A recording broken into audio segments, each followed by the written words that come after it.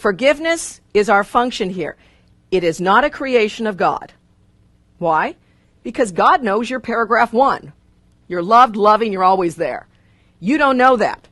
So he's answered your need, your problem, with an answer that can truly help. And his answer is forgiveness. Now, if God doesn't see your need, he only sees you as paragraph 1, he needs some help to help you out with that. And that's what the Holy Spirit is there for. He knows you as God knows you, that paragraph 1. But he also knows you don't believe that.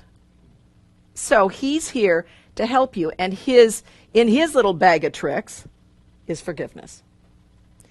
It becomes a means by which the lie that we believe about ourselves and others can be undone.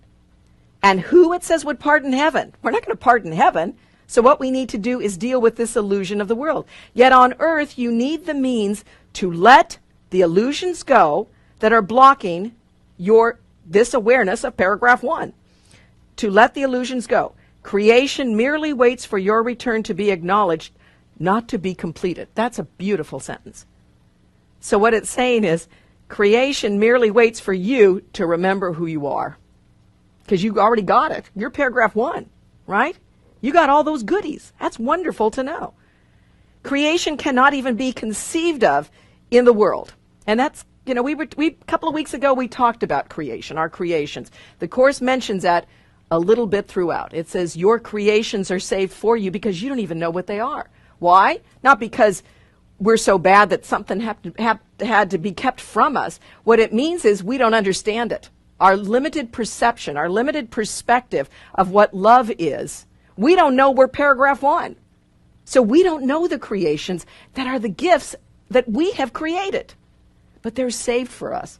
And that when we are ready to let go of the illusion about ourselves, and in some cases it can be when we let go of the form of this world, we get a chance to know the truth. We get a chance to know our creations because they are no longer limited. Now, we don't have to do that. The Course often says many times that's upon death. We don't have to wait to do that. That's the beauty of the Course. You don't have to wait to be enlightened. In A Course in Miracles it says enlightenment is but a recognition, not a change at all. So we don't have to wait until that moment. Many of us do. We don't have to wait until that moment. We can get it now. So wouldn't that behoove us? Let's work towards that paragraph 1. The means God is giving us. He's showing us the way. He says forgiveness is your function here, right now. What does forgiveness mean? From the Course's perspective, that's a little correction too. A lot of times we've heard of forgiveness as being something, I'm going to forgive that person for something they did to me. That's not really what the Course says. Forgiveness, it says this, I kind of like this, it says it's a selective remembering based not on your selection, which kind of tells you right there, your selection's kind of cloudy, not so good.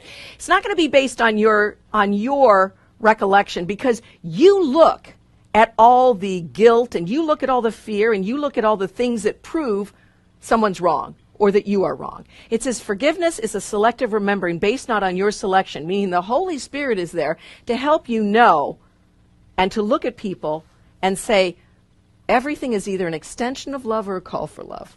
That's what the Course would say forgiveness really is. The ability to see that everything is either an extension of love or a call for love.